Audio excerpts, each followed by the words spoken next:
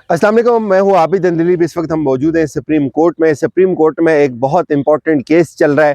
आज जो कुछ हमने अदालत के अंदर देखा, मुझे नहीं पता, कुछ लोग बता रहे हैं कि मीडिया ने उसको अजीब तरीके से रिपोर्ट किया। जजेस के दरमियान जो तसादम हुआ, मेरी कोर्ट लाइफ में पहले ऐसा वाक़या था जिसको मैंने बिल्कुल फ्रंट रो से देखा, और वो क्या हालात थे, क्यों इस हद तक नौबत आ गई कि कोर्ट रूम का जो हर बंदा था वो शिशदर रह गया कि अब अगले लम्हे पता नहीं क्या हो जाएगा। ये सारी तफसील मैं आपके सामने रखूंगा, और ये मेरे लिए भी हैरान कुन था। बल्कि शुरू ही कर देते हैं जो आज की समाअत थी। आज इलेक्शन कमीशन के जो वकील थे, उनकी भी बड़ी सरजनिश हुई। उनको मना कर दिया गया बोलने से। जो इरफान कादर साहब थे उनको हटा दिया। 2 दफ़ा उनकी भी तलख कलामी हुई जजेस के साथ। वो भी एक एपिसोड था। पहले जब ये केस शुरू हुआ तो फारूक इसनायक जो है वो पीपल्स पार्टी के वकील हैं, वो रोस्टम के ऊपर आए। उन्होंने कहा जी कि मैंने एक दरख्वास्त दी हुई है और मैं पीडीएम का हिस्सा नहीं हूँ, लेकिन मैं इस केस में फरीक बनना चाह रहा हूँ बहैसियत पीपल्स पार्टी। तो इस पे उमर अता बंदयाल साहब ने उनको कहा कि आप ठीक है, फरीक बनना चाहते हैं तो आप एक दरख्वास्त फाइल कर दें। उनकी जिद थी कि उनको वहीं पे सुना जाए। तो इस पे अता बंदयाल साहब ने कहा कि पहले हम इलेक्शन कमीशन के वकील को सुनेंगे और उसके बाद आपको सुनेंगे। इस पे उन्होंने बड़ा शोर मचाया। उन्होंने कहा कि देखें, इस मुल्क की जो किस्मत है उसका फैसला इस फैसले के साथ जुड़ा हुआ है, इस केस के साथ जुड़ा हुआ है। आप हमें पहले सुने, हम अवामी नुमाइंदे हैं। तो इस पे चीफ साहब ने कहा जी हम पहले इलेक्शन कमीशन को सुनेंगे। इलेक्शन कमीशन को कौन जो है वो आज रिप्रेजेंट कर रहा है। तो इस दौरान इरफान कादर साहब जो है वो खड़े हो गए। इरफान कादर साहब का आपको पता है ना, उनके हवाले से ये मशहूर है कि वो बड़ी अजीब व गरीब गुफ्तगू करते हैं रोस्टम के ऊपर आके। तो उस वक्त थोड़ा सा एक अजीब सा जो है वो एक थॉट पैदा हुई कोर्ट रूम के अंदर। तो उस पर अमरता बंदयाल साहब ने उनको पूछा कि आपके पास कागजात हैं। तो उन्होंने कहा जी ज़रूरी नहीं है कागजात हूँ, मैं खुद यहाँ मौजूद हूँ तो आप मुझे सुने। तो उन्होंने कहा जी ऐसा तो नहीं होता, कल किसी और वकील ने इलेक्शन कमीशन की नुमाइंदगी की, आज कोई और वकील कर रहा है। तो इस पे उन्होंने शोर मचा दिया। उन्होंने कहा जी कि आप मुझे कबूल नहीं करना चाहते तो आप मुझे कबूल ना करें, आप अपनी मर्जी का वकील जो है वो आप उसको सुन सकते हैं, मैं तो फोर्स नहीं करूंगा, लेकिन मैं कुछ सबमिशन करना चाहता हूँ।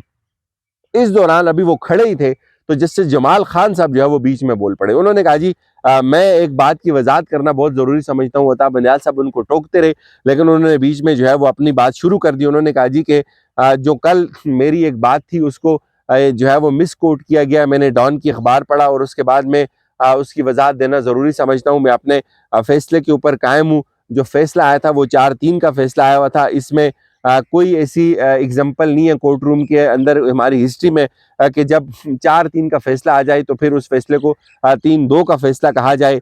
मैंने जो जो लिखा, हमें उसके लफ्ज, एक एक लफ्ज के ऊपर कायम हूँ। हमने 4 जजेस ने उसको डिसमिस कर दिया था। और अफसोस मुझे इस बात के ऊपर हो रहा है कि उसके बाद एक कोर्ट का ऑर्डर आना चाहिए था जो चीफ जस्टिस साहब जारी करते हैं, वो ऑर्डर अभी तक जारी नहीं हुआ।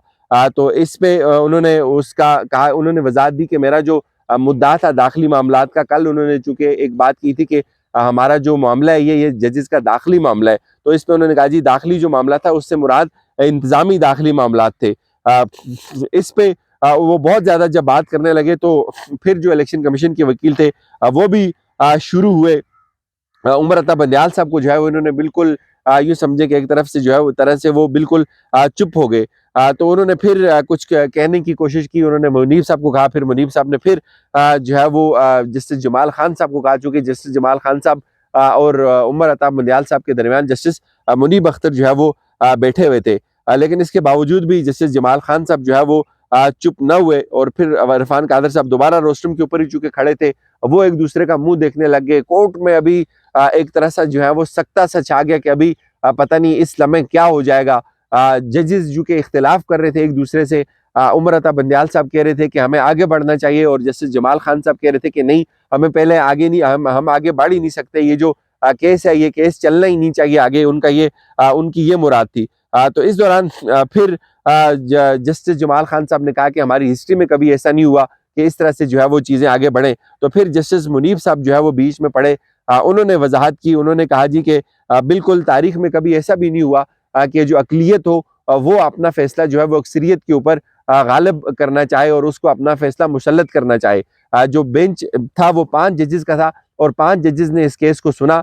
हमारे एक मुअज़्ज़ज़ दोस्त उस बेंच का का हिस्सा थे, जिन्होंने 2 हमारे दोस्तों ने जो है वो इख्तिलाफ किया था। तो ये नहीं हो सकता कि कोई अकलियत में हो उनकी ये मुराद थी कि दो जज जो थे वो अक़लियत में थे और वो ये दावा करें कि वो उनकी राय जो है वो अक्सरियत के ऊपर गालिब आए, अक्सरियत जो फैसला था वो 3 का था। तो इस दौरान जो है वो सब जो है वो शिशदर रह गए। फिर थोड़ी तलखी कम हुई।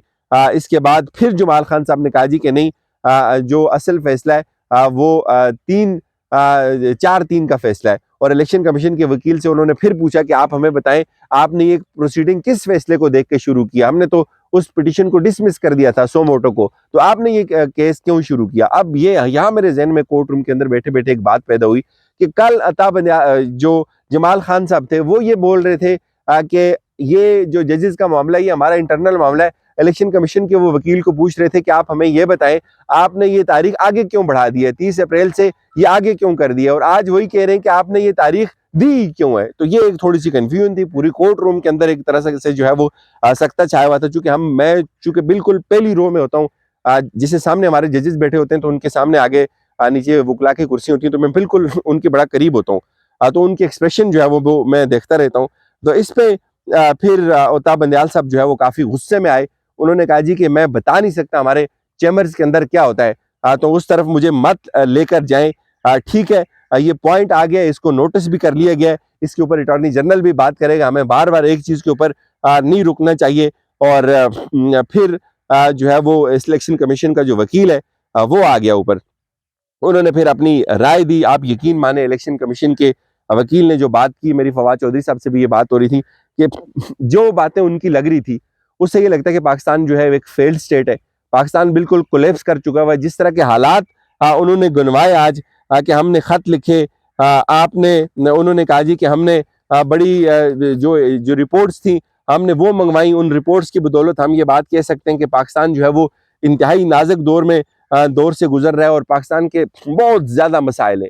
पाकिस्तान वो कभी कह रहे हैं जी कच्चा का ऑपरेशन चल रहा है, कभी वो कह रहे हैं कि पाकिस्तान के अंदर दहशतगर्दी हो रही है, जो टीटीपी है उसने मुआहदात हमारे साथ तोड़ दिए हैं, फलां डिस्ट्रिक्ट में इतनी दहशतगर्दी हुई है और उससे फलां जगह पे हमने इतने खत लिखे और उन्होंने हमें ये कहा। पूरा जो उन्होंने नक्शा खींचा ना, यकीन माने ये 70 साल से ये बातें हमने तारीख में पढ़ी हैं कि पाकिस्तान इंतहाई नाजुक दौर से गुजर रहा है। यही बातें इलेक्शन कमीशन के वकील की भी थी। उन्होंने कहा जी हम मर्दमशुमारी कर रहे हैं, सिंधु देश के नारे लग रहे हैं, लीडरों की कत्ल की धमकियां मिल रही हैं, BLA एक्टिव हो चुकी हुई है, एजेंसी कहती है हालात से जो है वो बहुत ज्यादा गंभीर हो चुके हुए हैं। फिर उन्होंने कहा जी कि धमाके बहुत ज्यादा हुए हैं, पिछले कोई 2 माह के अंदर अंदर 80 धमाके हो गए, अमेरिका जो है वो अफगानिस्तान से निकल चुका हुआ है, उस वजह से भी हालात बहुत ज्यादा खराब है। तो मेरे जहन में एकदम ये बात पैदा हुई कि कहीं करते करते जो है ये मशरिक वुस्ता से निकल के कहीं यूरोप तक ना पहुंच जाएं कि यूरोप के अंदर और फ्रांस के अंदर ये चल रहा है और पाकिस्तान के अंदर इलेक्शन नहीं हो सकते। लिटरली स्पीकिंग उस वक्त मेरे जहन में जब वो ये बात कर रहे थे ना कि अफगानिस्तान से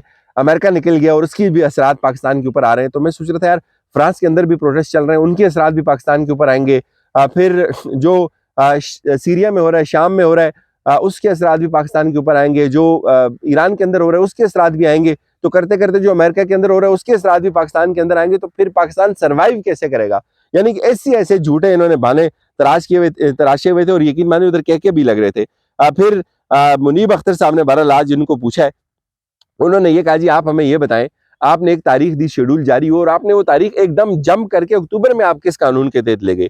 उनके पास कोई जवाब नहीं था। फिर चीफ जस्टिस साहब ने कहा कि ये जो कच्चा का ऑपरेशन है ये तो कई साल से हम सुन रहे हैं कच्चा का ऑपरेशन हो रहा है, और दहशतगर्दी ये भी हम 20 साल से सुन रहे हैं दहशतगर्दी हो रही है, ये सब तो हम सुनते ही चले आए। फिर उसके बाद जो बजट का इशू था, बजट का इशू खड़ा हो गया कि हमें जो है वो पैसे नहीं चाहिए, पैसे भी चाहिए होते हैं। इस पे उन्होंने अटॉर्नी जनरल को रोस्टम के ऊपर बुलाया कि पूछा आप बताएं कि कितने पैसे चाहिए। उन्होंने कहा जी हमें 21 बिलियन रुपए चाहिए एक्स्ट्रा, अगर सारा इलेक्शन होता है तो उसके लिए हमें 61 बिलियन चाहिए।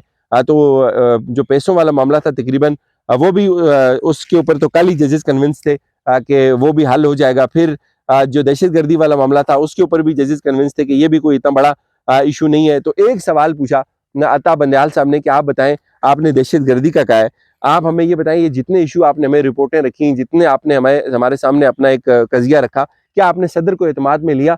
तो कहते नहीं जी वो तो हमने नहीं किया। फिर उन्होंने कहा अच्छा चलें हम फाल्ट नहीं ढूंढते, अब आप ऐसा करें, आप हमें ये बताएं कि इसका हल क्या है? इसका हल उन्होंने कहा जी कि हमारे पास इसका हल ये है कि हम जो है वो अक्टूबर के अंदर इलेक्शन करवाएंगे, अक्टूबर के अंदर इलेक्शन करवाएंगे। उन्होंने कहा जी चलें ठीक है हम मान लेते हैं, आप ऐसा करें ब्रेक से के बाद जब आप वापस आए तो आप हमें ये बताएं कि ये जो आपने तारीख दी है अक्टूबर, ये सब कुछ इजम्पशन के ऊपर है, यानी कि क्या जादूगरी 8 अक्टूबर को हालात ठीक हो जाएंगे, ये क्या मैजिक है 8 अक्टूबर की डेट में। ये डेट 6 अक्टूबर भी हो सकती थी, ये सितंबर में भी हो सकती थी, 8 अक्टूबर ही क्यों। उन्होंने कहा जी कि हमें अपने जो है वो क्लाइंट उससे चेक करके बताता हूँ कि क्या हो सकता है। क्या 8 अक्टूबर एक टेंटेटिव डेट है, ये एक आर्जी इंतजाम है, ये एक कंफर्म डेट है। तो जब ब्रेक खत्म हुई, ब्रेक के बाद जब वो रोस्टरम के ऊपर आए, उन्होंने कहा जी मैंने अपने जो मौक्किल है उनसे हिदायत ली है, एक तो जो 8 अक्टूबर है ये एक फाइनल डेट है, इसके बाद इलेक्शन ताखीर का शिकार नहीं होंगे। इस पे फिर जजेस ने पूछा कि 8 अक्टूबर को किसने आपको गारंटी दी है कि 8 अक्टूबर को हालात ठीक हो जाएंगे। उनके पास कोई जवाब नहीं था। फिर उन्होंने पूछा कि अच्छा, एक तजवीज़ जजेस ने यह भी दी थी कि क्या डिस्ट्रिक्ट टू डिस्ट्रिक्ट अगर इलेक्शन करवाए जाए, तो उस पर उन्होंने कहा जी कि ये भी नहीं हो सकता, डिस्ट्रिक्ट टू डिस्ट्रिक्ट करवाएंगे तो जो हमले उनका खदशा जो है वो बहुत ज़्यादा बढ़ जाएगा, उनका इम्कान बहुत ज़्यादा बढ़ जाएगा। अब अटॉर्नी जनरल की बारी है, लेट्स सी क्या होता है। मुझे इजाज़त दीजिए, अपना ख्याल रखिएगा, खुदा हाफिज़।